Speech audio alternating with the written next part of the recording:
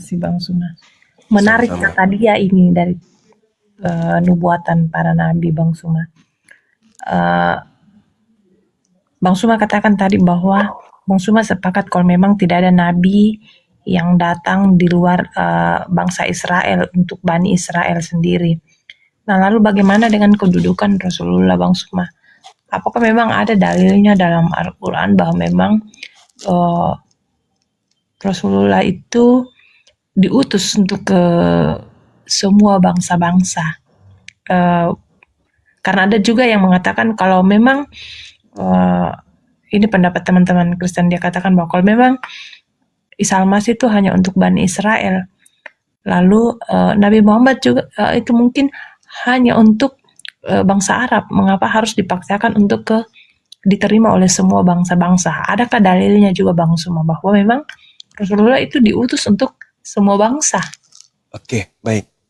Al-Quran surah An-Nahl ayat 44, Allah Subhanahu wa Ta'ala kemudian menyatakan dengan sangat jelas, bil bayyinati waz zubur wa anzalna ilaika dzikr litubayyana lin-nasi. Aku utus Al-Quran kepada Nabi Muhammad, kepadamu wahai Nabiku Muhammad, agar engkau menjelaskan kepada seluruh umat manusia apa yang harus mereka kerjakan. Jadi kalau di umat Islam itu ibadah, sholat, puasa, zakat, apapun amalannya, itu semua adalah amalan yang diperintahkan di dalam Al-Quran untuk dilaksanakan oleh seluruh umat manusia. Al-Quran surah Al-Ma'idah ayat 15. Ya ahlal kitab, wahai Yahudi, Nasrani, qad ja'akum rasuluna yubayyinu lakum katsiran mimma kuntum tukhfuna minal kitab wa ya'funa an katsir. Wahai ahli kitab, orang Yahudi, orang Nasrani, sungguh Rasulku telah datang kepadamu, menjelaskan kepadamu banyak hal dari isi kitab yang kalian sembunyikan. Dan banyak pula dari isi kitab yang kalian sembunyikan dibiarkan untuk tidak dijelaskannya. Sungguh telah datang kepadamu cahaya dari Allah, yaitu dinul Islam, dan kitab yang menjelaskan, yaitu Al-Quranul Karim. Yahdi bihillah manittaba'a ridwanahu subulas salam. Dengan Al-Quran itu Allah memberi petunjuk kepada seluruh umat manusia yang mengikuti keridaannya kepada jalan keselamatan. Ilan nur biizni wa yahdihim ila siratin mustaqim. Dan dengan Al-Quran itu pula Allah mengeluarkan orang itu dari gelap gulita kepada cahaya dengan izinnya dan menunjukkannya kepada jalan yang lurus. Tuh dalil. Allah Subhanahu wa Ta'ala mengutus Nabi Muhammad untuk apa? Rahmatan lil alamin, untuk berkasih sayang kepada alam semesta. Alam semesta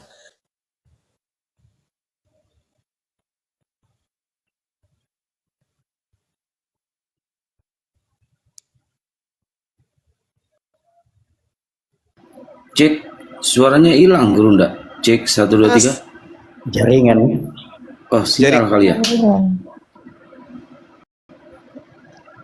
ya, gimana?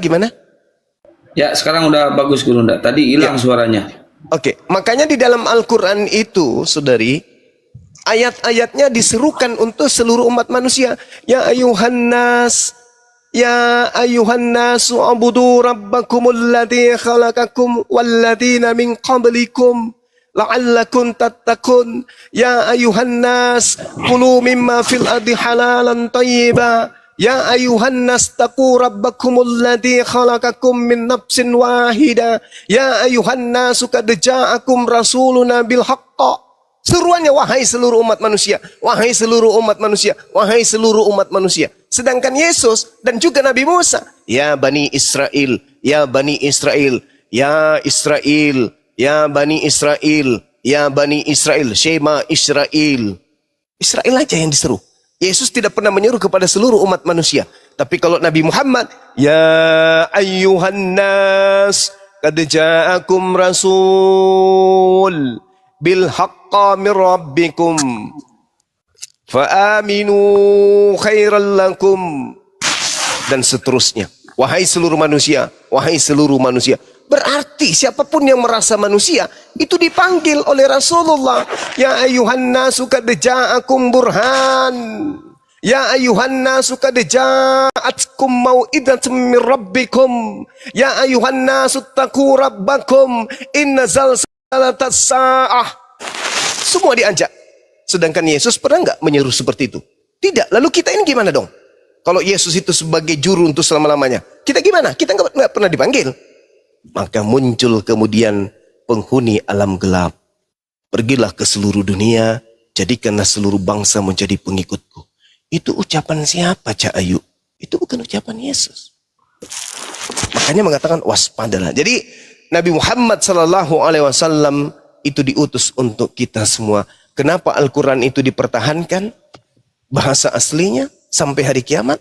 Karena Al-Quran diperuntukkan untuk seluruh umat manusia.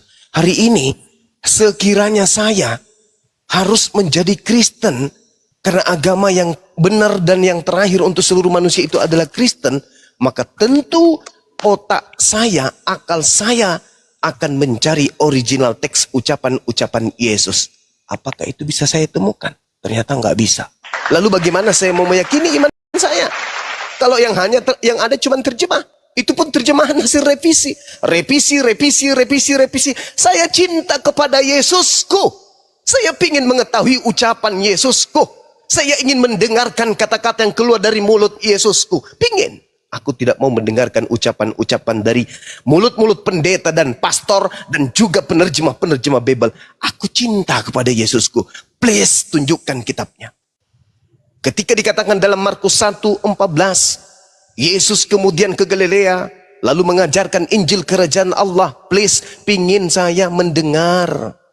Markus 14, pingin saya mendengarkan ucapan-ucapan Yesus yang keluar dari mulut Yesus itu yang mana? Segala firman yang engkau berikan kepadaku telah aku sampaikan kepada mereka. Mana segala firman itu? Aku tidak berkata-kata dari diriku sendiri. Apa yang kukatakan adalah apa yang diperintahkan oleh Bapa untuk aku katakan, aku sampaikan. Mana ucapan-ucapan Yesus yang tidak tercampur dengan pengarang-pengarang itu? Rindu aku. Tapi itu tidak bisa ditemukan. Kalaupun ditemukan, ternyata itu hanya untuk kaumnya Bani Israel. Lalu saya mau ke mana? Mau nebeng jadi domba. Padahal saya bukan domba. Jadinya kena serigala berbulu domba. Serigala nyamar domba. Saya tidak bisa membohongi diri saya. Sebagaimana Al-Quran mengatakan, yukhadi'unallah walladina amanu wa ma yakhda'una illa anfusahum wa ma yasurun. Orang-orang kafir itu ingin menipu Allah, menipu orang-orang beriman, tapi sesungguhnya mereka hanya menipu diri mereka sendiri. Bagaimana mungkin saya mengatakan Yesus, Yesus, Yesus, Yesus, sedangkan mulut Yesus, aku diutus hanya kepada domba yang sesat dari Bani Israel. Itu penipuan terbesar yang terjadi pada diri manusia, diakibatkan oleh ulahnya sendiri. Tapi ketika Nabi Muhammad datang ke atas muka bumi, hidup 1400 tahun silam, aku masih mampu melihat bacaan-bacaan yang terlontar dari mulutnya. Ya ayyuhan nas, in kuntum fi raibi minal baqf. Dan seterusnya. Bisa aku melihat bacaan-bacaan yang terlontar dari mulutnya. Saya bisa belajar kemudian tentang huruf-huruf yang terlontar dari mulutnya. Saya bisa memaknai tanda-tanda bacaan dari kitab suci yang dihantarkannya. Tanpa ada perubahan, tanpa ada dirubah dan hanya disuguhkan terjemah. Yang menerjemahkan juga bukan seorang yang suci. Yang menerjemahkan juga bukan seorang rasul, bukan seorang nabi. Dia hanya manusia yang punya kemudian amanah diberikan untuk menerjemahkan. Tapi benar tidaknya, satu konsep yang betul adalah terjemahan itu bukan firman Tuhan. Makanya bisa dikritik, bisa dikoreksi, bisa direvisi. Kenapa? Karena bukan firman Tuhan. Lalu mana firman Tuhan yang harus menjadi patokan hidup saya dalam beragama? Saya tidak mau hidup sia-sia. Maka, karena Al-Quran diturunkan untuk seluruh umat manusia, dan Al-Quran mengatakan, Inna nahnu nazzalna zikra wa inna lahu lahafizun. Aku Tuhan pencipta langit dan bumi yang mewahyukan Al-Quran. Dan aku juga yang akan menjaganya. Terbukti 1400 tahun lebih Al-Quran terjaga. Sampai kapan? Sampai manusia penghabisan. Kenapa demikian? Karena Al-Quran juga diperuntukkan untuk mereka. Sampai hari ini juga Al-Quran diperuntukkan untuk saudara saya Mary. Al-Quran juga diperuntukkan untuk saudara Mary, untuk saudara semuanya yang ada. Termasuk saudara-saudara yang ada di gereja. Sebenarnya Al-Quran adalah kitab kalian. Kenapa kalian disebut kafir? Karena kalian menutup diri, terhadap kitab kalian, yaitu Al-Quran. Karena kalian menutup diri terhadap Nabi kalian, yaitu Nabi Muhammad. Karena kalian menutup diri kepada Tuhan yang menciptakan kalian. Tuhan kalian, yaitu Allah subhanahu wa ta'ala. Sang pencipta yang maha suci lagi maha tinggi. Ini yang terjadi. Nah, sehingga ketika Anda bertanya, apakah Nabi Muhammad itu diutus? Ya, beliau Nabi kita. Tapi Anda tolak. Yesus juga Nabi kita. Yang dikhususkan untuk saudara Bani Israel. Nabi Musa juga Nabi kita. Tapi yang dikhususkan untuk kaumnya Bani Israel. Nabi kita yang diutus untuk kita semua adalah baginda Rasulullah Muhammad sallallahu alaihi wasallam. Itu jawaban saya. Silakan.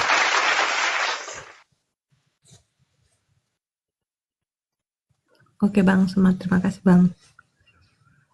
Sama-sama. Silakan teman-teman yang lain, saya cukup dulu berikan kesempatan kepada teman-teman yang lain yang mau bertanya. Izin dulu mungkin Guru ndak saya nambahin sedikit. Silakan. Bunda Mary jangan turun dulu ya. Jadi begini, kenapa saya pernah katakan bahwa Al-Quran itu sejalan dengan ilmu pengetahuan yang positif ya, apapun itu. Salah satu sejalannya Al-Quran itu dengan ilmu pengetahuan Yahudi ya. Kenapa orang-orang Yahudi itu tidak pernah mau kalau tidak ada sinagoge itu mereka tidak mau sembahyang di gereja? Karena mereka sangat meyakini bahwa gereja itu adalah tempat penyembahan berhala. Mereka lebih memilih masjid. Nah, tentu ini ada alasannya ya. Ada alasannya.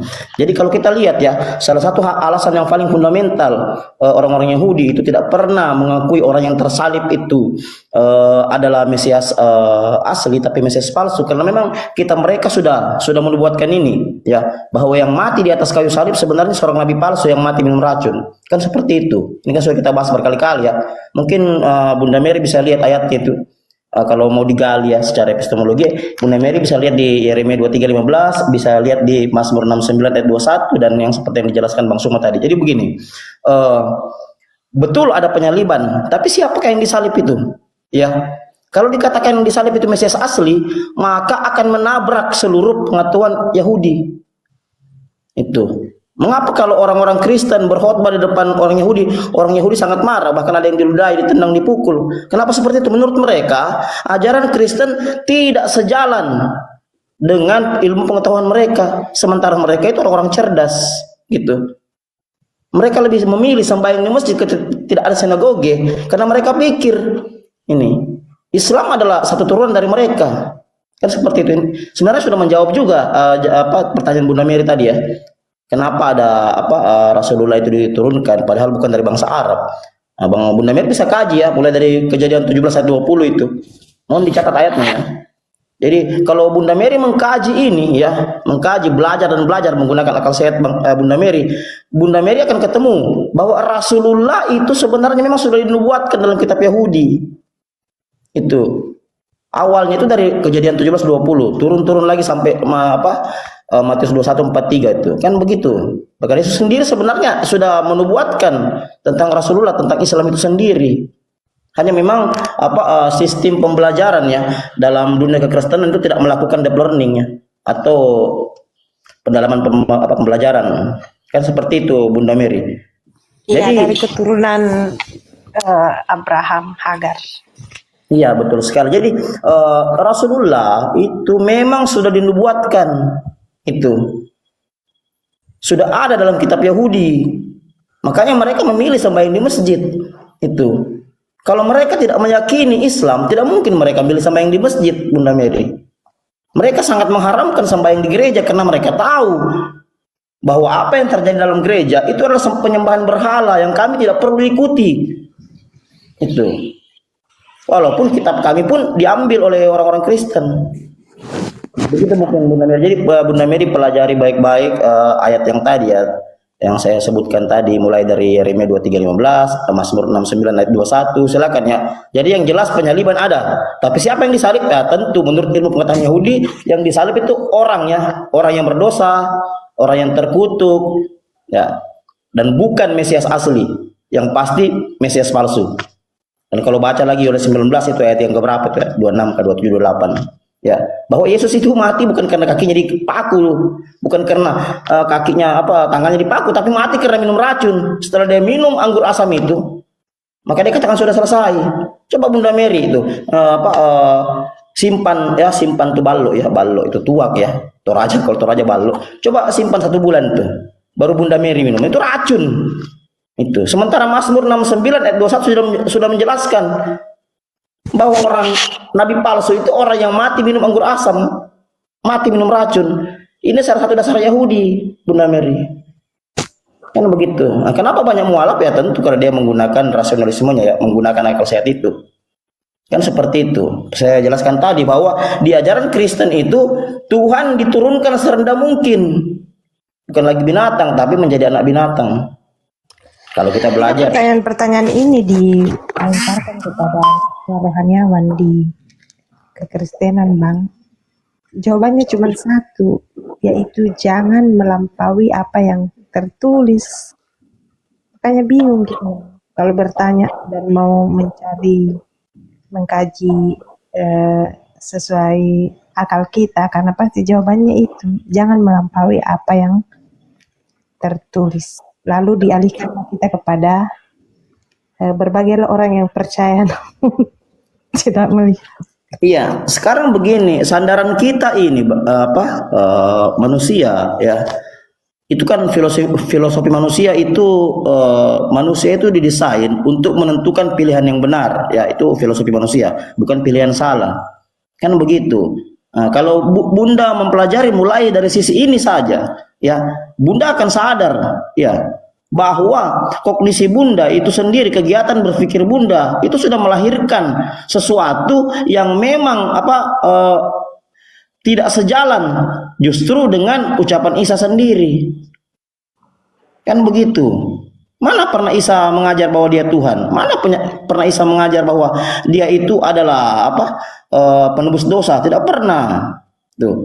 Bible yang dikanonikan tanpa dikonfirmasi kepada Paulus, Yesus saja itu tidak ada di situ. Apalagi Injil-Injil yang langsung bersinggungan ya, yang sudah dibumi hanguskan oleh Romawi. Mulai dari Injil Maria, Thomas, ya, Yakobus, Injil kebenaran, Injil Yesus Kristus dan yang lain, ya. Di Bible kanonik saja yang sudah diatur oleh Roma itu tidak menjelaskan itu. Apalagi yang belum diatur Roma itu. Jadi memang proses mental ya teman-teman Kristen ini sudah dipengaruhi doktrin dan dogma. Bukan lagi akal sehat itu. Doktrin dari bapak-bapak gereja yang diajarkan secara turun-temurun. Bukan melalui studi rasional itu. Kan begitu. Kalau kita melakukan studi rasional tentang ini, otomatis kita akan tahu apa sih ini. Ya. Kan begitu. Apa sih ini Bible? Ajaran apa ini Bible? Ya, apalagi di sini ada Uniriva ya. Ya bisa ditanya ya, mungkin dari sisi ontologi, epistemologi dan aksiologi ya. Dari sisi ontologi saja ya. Yang seperti di komal-komal ini. Ini Bible ya, umat Kristen itu sudah menjadi musuhnya ini Bible. Bukan lagi sebenarnya panduan, tapi musuhnya sendiri. Mengingat terlalu banyak kontradiksi dalam Bible. Belum kalau kita naik setingkat ya. Mengingat tonggak ilmu pengetahuan itu ada 3 yang saya sebutkan tadi itu. Ontologi, epistemologi, aksiologi.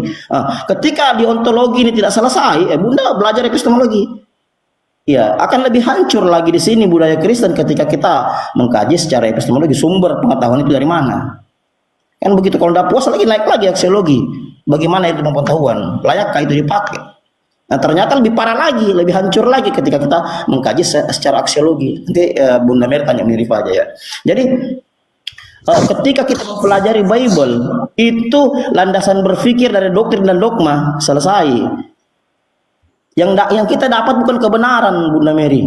Yang kita dapat itu satu pembodohan yang mempengaruhi proses kognisi kita atau kognitif kita ya, kegiatan berpikir kita itu. Seperti itu Bunda Mary. Jadi saya sarankan Bunda Mary untuk rajin-rajin baca Bible-nya dan cari tahu apakah ada nubuatan Mesias asli dalam kitab Yahudi. Itu yang tergantung di kayu salib. Itu saja. Kan sudah jelas ya di Yeremia tadi ya, dikatakan bahwa Mesias palsu itu tidak datang dari bangsa Arab, justru datang dari Yerusalem, dari seputar Israel. Itu tidak ada hubungannya dengan apalagi dengan Rasulullah ya, terlalu jauh jaraknya tuh. yang ada hubungannya dengan apa nabi-nabi palsu yang hampir sejaman dengan Isa Yesus. Itu. Jadi kehancuran ajaran Kristen ini ya memang dari situ, dari asimilasi paksa Romawi kepada Kristen. Itu kan jelas sejarahnya, saya sudah terangkan berkali-kali. Nah, kalau Bunda Mary belajar ini, Bunda Mary akan tahu bahwa agama yang saya anut ini sebenarnya dari mana. Itu dari mana? Dari Yesus kah? Dari Paulus kah? Kan begitu. Atau dari Roma kah? Kan begitu. Yang penting kita mau belajar. Ya, satu hal yang perlu Bunda Mary lakukan sekarang, rajin-rajin baca Bible-nya, rajin-rajin lakukan riset, meneliti, menggunakan perbandingan-perbandingan mungkin dari referensi buku apa saja. Itu. Jangan hanya tinggal di rumah Bible, Anda jadi berhala. Itu berhala dunia ya. Dibaca, direnungkan setiap ayat ya, setiap ayat-ayat ya. Itu supaya Bunda Mary mengerti. Kan begitu. Nah, jadi begitu. Mungkin sedikit dari saya. Mungkin silakan lanjut yang lain. Silakan.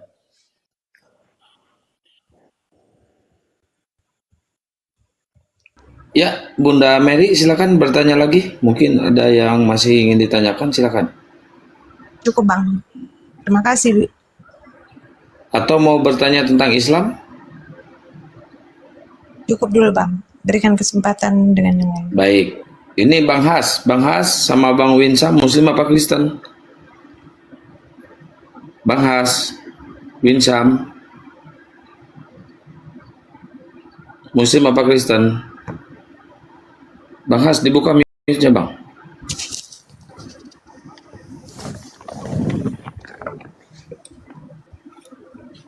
Bang Winsam, Muslim apa Kristen? Wah, nggak ada suara. Mungkin Gurunda mau menambahkan? Silakan Gurunda. Suara saya masih kedengaran nggak nih? Masih, iya. Insya Allah.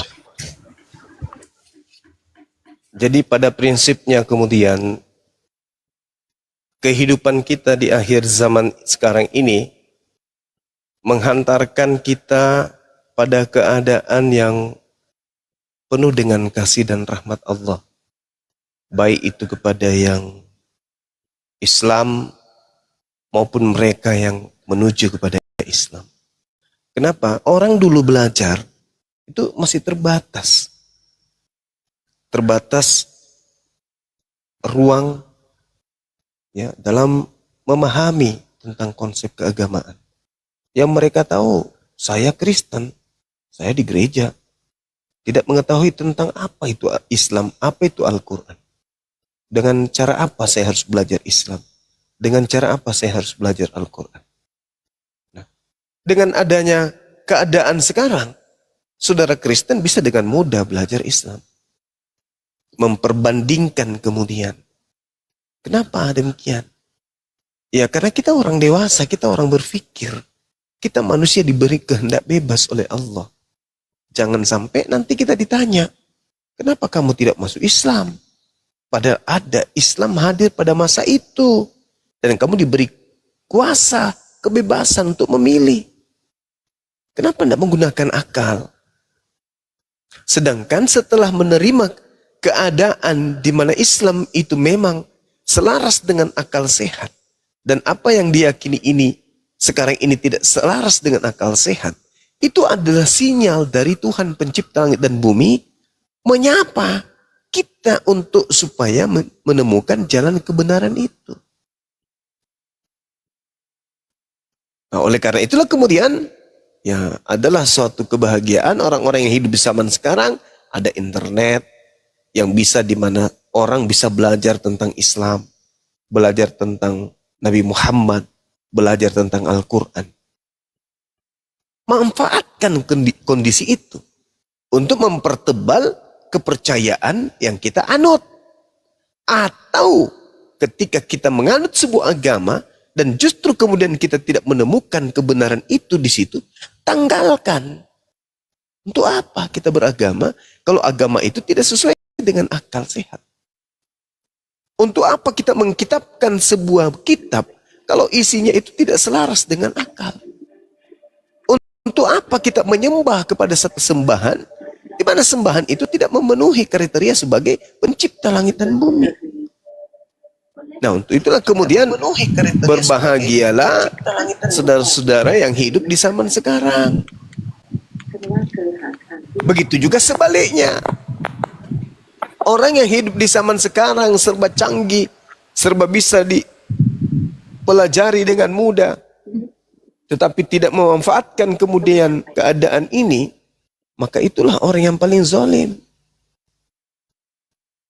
Makanya dalam Al-Quran surah As-Saff, Allah Subhanahu wa Ta'ala kemudian menjelaskan dengan sangat jelas di sana. Jelas, terinci, terukur, dan memang keadaannya seperti itu hari ini. Allah menjelaskan bahwa siapakah orang yang zalim ini? وَمَنْ أَزْلَمُ مِمَّنْ اِفْتَرَى عَلَى اللَّهِ الْكَذِبَ وَهُوَ يُدْعَى إِلَى الْإِسْلَامِ وَاللَّهُ لَا يَهْدِي الْقَوْمَ الظَّالِمِينَ. Siapakah yang lebih zalim daripada orang-orang yang mengada-adakan kebohongan tentang Allah, padahal dia diajak kepada agama Islam. Dan Allah tidak memberi petunjuk kepada orang-orang yang zalim. Siapa orang zalim itu yang tidak diberi petunjuk? Orang yang sudah tahu, tidak mungkin Tuhan itu digantung. Tidak mungkin itu Tuhan mati. Tidak mungkin Tuhan itu kemudian dilahirkan. Tidak mungkin Tuhan itu kemudian dikandung. Gak mungkin. Tapi tetap saja mengimani, mempercayainya, maka itulah yang disebut zalim. Wa man azlamu mimman iftara 'ala Allahil kadhiba wa huwa yud'a ilal Islam. Subhanallah, Bampe, syukran. Itu orang zalim itu. Orang yang sudah paham, orang yang sudah mengerti, cerdas, pintar, bahkan dosen, bahkan pengajar. Tetapi apa yang terlontar dari mulutnya itu tidak selaras dengan otaknya, tidak selaras dengan hatinya, tetapi tetap aja berada pada posisi itu. Maka ketika Islam datang kepadanya dan kemudian dia menolak Islam, maka dia adalah pendusta yang paling besar, termasuk dalam golongan orang-orang yang zalim yang akan kekal di dalam api neraka. Saya seyakin-yakinnya saya tentang Islam. Ketika datang Kristen mengajarkan tentang ketuhanan Yesus dan itu masuk akal, saya akan mempelajarinya. Sedangkan tidak masuk akal aja saya masih menggali dan mencari. Dan semakin saya menggali, semakin saya mencari, semakin saya menemukan ini tidak rasional. Ini irasional, ini bertentangan dengan akal. Sedangkan isi Bible itu sendiri mengajarkan kasihi Tuhan dengan akal. Bagaimana mau dikasihi Tuhan ini dengan akal? Kalau sudah tidak masuk akal. Kasihilah Yesus dengan akalmu. Kalau Yesus itu Tuhan, kasihilah Yesus dengan akal budimu. Gimana mau diakali Yesus ini dengan menjadikannya Tuhan sementara dia nyata manusia? Nggak bisa, nggak nyambung. Oleh karena itulah kemudian ya, mari dudukkan perkara iman, akal pada pewahyuan yang dari langit. Jangan pewahyuannya, jangan tulisan-tulisan yang bukan berdasarkan atas pewahyuan. Saya kira begitu, karena saya sudah mulai nguap. Silakan teman-teman yang lain.